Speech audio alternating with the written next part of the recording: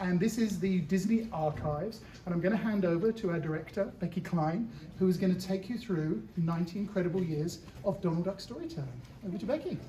Welcome. Have any of you been here before? No. A few of you. Okay, a few.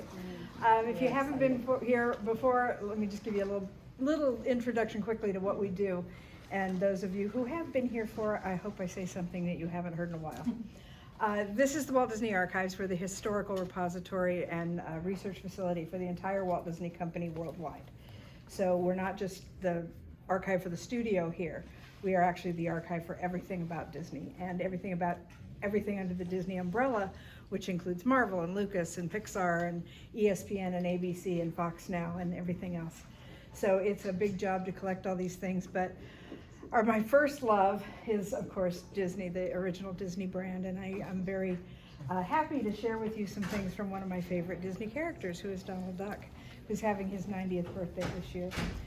Donald Duck started out as a bit player. He was in a Silly Symphony cartoon called The Wise Little Hen that came out on June 9th, 1934, and he was the little duck that wore a sailor suit and kind of danced a hornpipe jig and claimed to have a bellyache when he was asked to do real work. And he was just so funny and so cute that audiences loved him, and they immediately started sharing him in the Disney cartoons.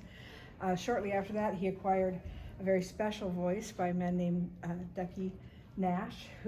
Ducky Nash, who was found, Walt Disney found him. He was a vaudeville actor, and he was doing a little radio show where he did a little goat's voice, and he did Mary Had a Little Lamb in a little shaky goat voice. And Walt said, "That's our duck, that's our duck." And so Clarence Ducky Nash did the voice of Donald Duck for years afterwards, and he's the one who came up with the crazy, wacky voice that's really hard to imitate. And it was, he was a wonderful voice actor and made Donald into something very special. So Donald first started doing cartoons and things with Mickey Mouse and his friends as one of kind of Mickey's sidekicks. But he was so popular that by 1937 they gave him his own series of cartoons.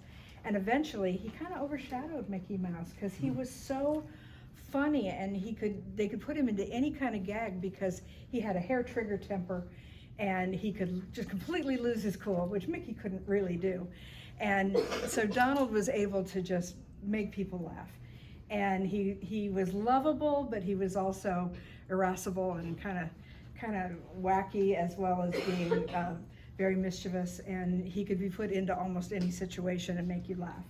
And he ended up making more short cartoons than Mickey Mouse did. He made over 150 short cartoons, some of them for the military. He was very important to the studio during the 40s when he had to, when he was chosen by the studio to represent the military, because he was a little combative, so they put him into cartoons like Der Fuhrer's Face and a few others. Der Fuhrer's Face won an Academy Award, but it was definitely a form of positive propaganda for the United States. He made a lot of war films. He did over 400 military insignias and a lot of other really important things. Military insignias, so on airplanes, 400. Okay. Mm-hmm. And he in all kinds of situations representing different parts of the U.S. government military, and also did some things like The New Spirit and The Spirit of 43, which were cartoons that he made at the behest of the government to encourage people to pay their income taxes. Income tax didn't start in this country until the 40s. A lot of people don't realize that. It was a new program in the 40s, and so Walt made these cartoons so that they could encourage people to pay their taxes. During the war? Or during the war? Yeah, it was a war effort to do income tax. And so that was when Donald started really doing things to help the war effort. And then in the 50s, he kind of started doing public service things like how to have an accident in the home or how to have an accident at work, which was basically teaching kids safety. And those were programs that he started in the 50s. And by the 60s, he was doing really fun things like educational programs like Donald in Math Magic Land, or different things where he would teach kids things, and Donald in the Wheel and some of those others. And so those of us who are of a certain age remember those from seeing them in our classrooms in the 1960s. So Donald has always been very important to the Walt Disney Company, but he's also just a darn lot of fun. He was also really, really popular in publishing. He was in a few early books, and he's perpetually been in Disney children's storybooks and things. But he got was a character in Mickey Mouse's cartoon strip in the 30s. And then eventually in 1937, he was given his own daily cartoon newspaper strip, and then became very, very popular in the 1940s with comic books, and was huge, and by far and away the most popular character in Disney comic books until Uncle Scrooge came along, which is one of his family members. But he is very, very important and very popular in comics even today, especially in Europe. But the one thing that I want to share with you today is character merchandise. Mickey Mouse was a huge sensation and was the first really important character to be licensed for merchandise. And Donald started right after Mickey. So by 1934, when Donald was on the scene, they started making Donald Duck product. So we have some things here from the archives, a lot of vintage toys and interesting information. They're not in chronological order, so I'm just going to start at that end and head down that way. So let me just point out a few interesting things. And when we're done, if you have any specific questions about any of this material or other things in the archives, I'll be happy to answer them. Thank you. So first is a fairly modern piece. This is a Nintendo game called Goin' Quackers. Donald has appeared in other Disney games like Kingdom Hearts and a number of other things, Mickey-based games, but this one was his own. He and Daisy are in this one. This is something that was really fun. Donald was given a star on the Hollywood Walk of Fame. And he had other things. He got 11 of his films were nominated for Oscars over the years. And he also has his footprints, his handprints in the cement at Grauman's Chinese Theater. But this was his star on the Walk of Fame. Not Mickey, just Mickey Donald. does. Mickey also. Okay. Yeah. But this is Donald's. Okay. This is a piece from Mickey's Toontown Fair, which was a land at Magic Kingdom at Walt Disney World. When that attraction was reimagined, some of these items came to the Walt Disney Archives. So this was a hat that was hanging in Mickey's house. And then there was a signpost there for Donald Duck's dock and some other pieces. We have a lot of the pieces from that fair that we've kept here, and we use them for displays and exhibits. This is a marionette. This was made by the famous Bob Baker, probably one of the most famous marionette makers in our history. And he made of all the Disney characters, and this is one that Bob turned over to the archives I think this was from 1984, which was Donald's 50th anniversary. A bendy toy from a company called Lakeside, really fun. There's a few of these here, the little tin toys. These are by a company called Linemar, and they were made in the 30s and 40s.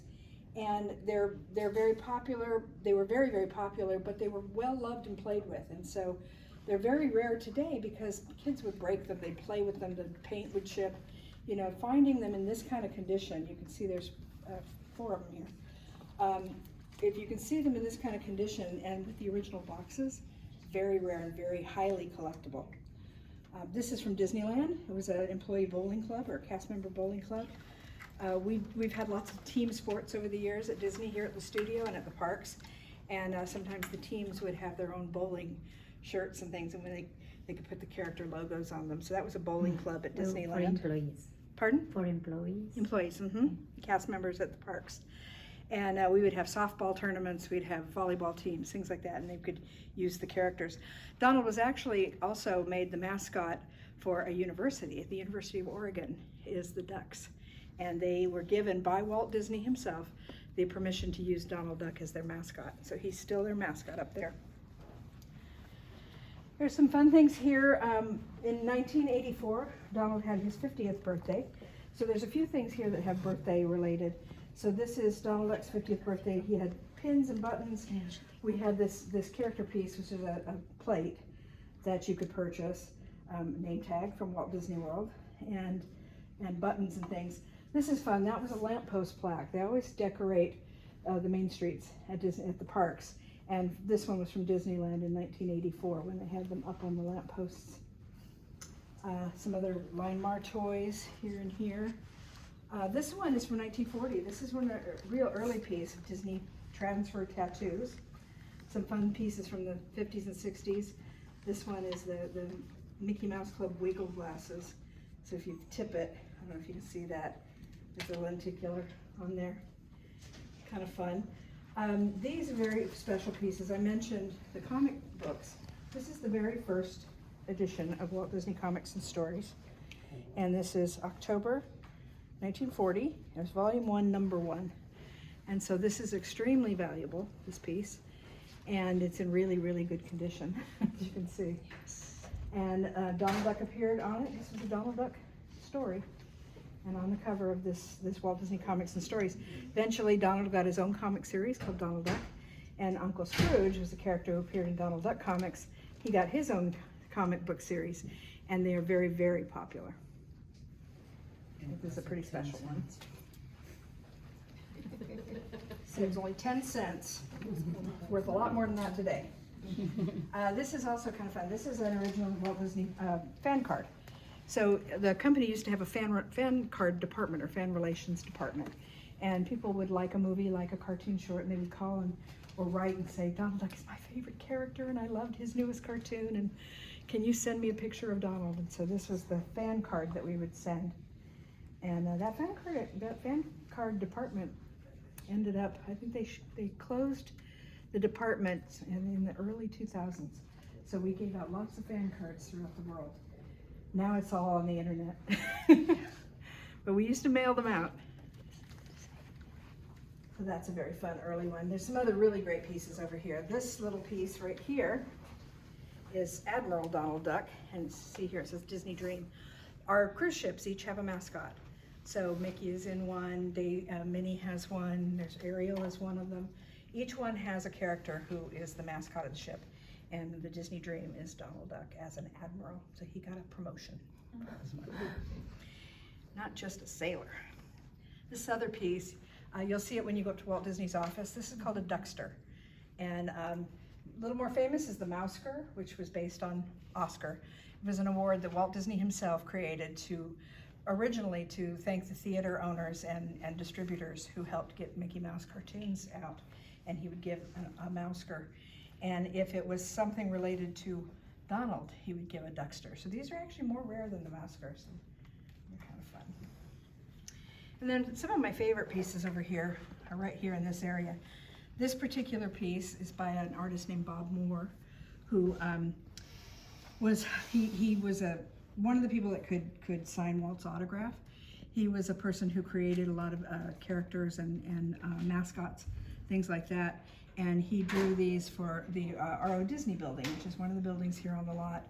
And the archives was in that building for a while. And when we left, we came here when this building was constructed in 1997.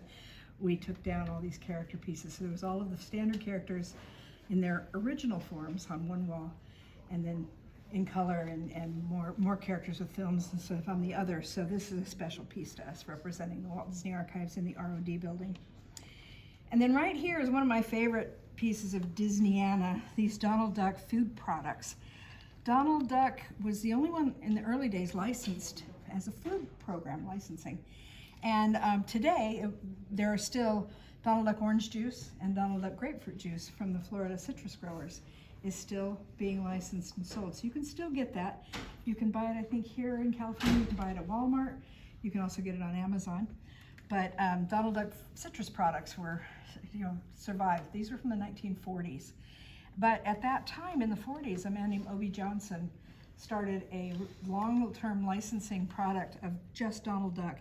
And so there was things like Donald Duck Cola and lime soda. There's some lime soda in that cupboard over there in the display case. Fruit and vegetables. There was Donald Duck beans and Donald Duck tomatoes and Donald Duck or tomato puree or sauce. There was all kinds of canned vegetables and things. Donald Duck tomato juice. There's some other really strange ones. There was Donald Duck bread, little tiny packages of bread. But there was also ice cream and there was sherbet and some very other fun frozen things. There was, I always say this wrong, Donald Duck frozen flounder fish fillets. And my favorite, which is Donald Duck Quackers, which you can see the box in the case over there. So there's a lot of really fun Donald Duck food products. I wish they would bring some of them back, but at least we still have orange juice. And they're starting to license more food products with Disney characters. You can find Mickey things, you can find Pluto things, and I think there was even Old Yeller dog food at one time. But a lot of really interesting things. The last piece I want to point out is that Donald Duck cell there in the middle. You went to Ink and Paint already? You said, okay. So you know the product. This is an original production cell from one of the Donald Duck cartoons. And it's one of our favorite pieces in here. It's a beautiful piece and was originally made for one of our films. I don't know which one. I don't think we know that either, but probably one of the ones from the 40s, I would guess, from the look of him. So that's Donald Duck character merch and special pieces. We have a case over here. You can see the Donald Duck rocker on the top. Over there are some interesting pieces in there. My favorite piece in there, I think, has to be the Donald Duck blow dryer. But there's some really fun things in there as well.